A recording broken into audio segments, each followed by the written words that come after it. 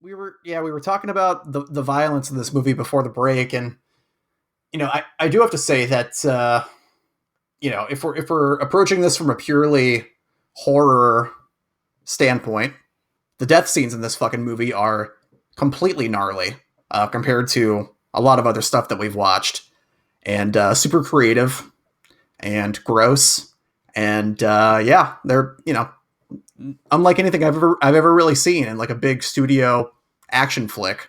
So I appreciate that, and it really does it does tell you as the viewer that, hey, this predator, he's a tough one. He's not to be trifled with. Agreed. So I appreciated that. Agreed.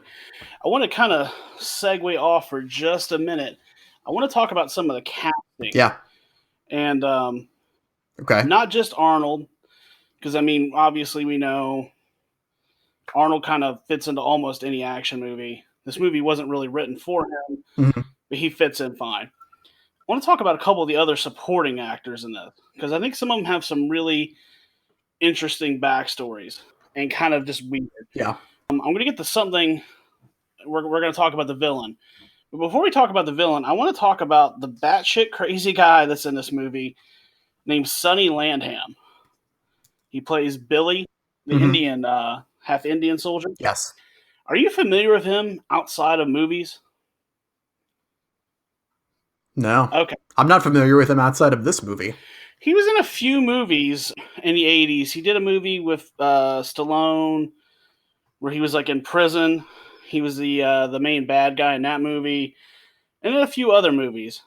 But you know where he got his start? Where's that? He was in pornos in the 70s. Oh, That's okay. Sick. Where he got his start, which I found to be kind of interesting and a little weird, because he's actually not bad on camera.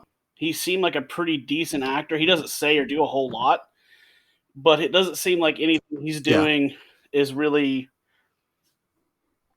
odd, if that makes sense. Like, you can kind of see when somebody's a really bad actor, their reaction maybe doesn't make sense or it's slightly over the top. I felt like everything he did in the movie was kind of really on par for where it should have been, for like the time and everything. So I thought that was really interesting. And then later on, I guess he totally lost his mind and ran for Congress.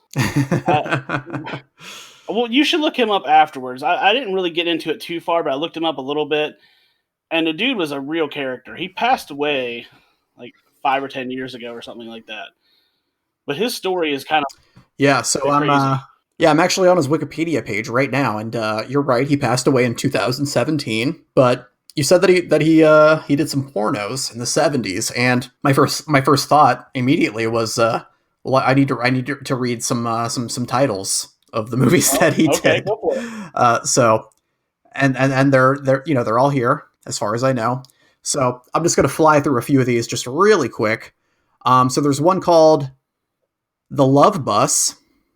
There's one that is just called Cheese, and his role is there's no name for his role. Maybe he plays cheese. I'm not sure. There's one called The Switch, or How to Alter Your Ego, and the name of his character is Huntington Van Huff. Now that's like a soap opera porn name if I've ever heard one. For sure. Let's see. What else do we have to do? What else do we got here? We've got The Passions of Carol. There's one called Bloodbath. There's one called Slippery When Wet. Oh, I don't like this one. There's one called Virgin Snow. Ooh, wow. I don't want to know what that one's about. Wow. Okay. Similarly, there's one called The Trouble with Young Stuff, and he plays, get this, he plays Lane the Milkman. Nice. What? Nice.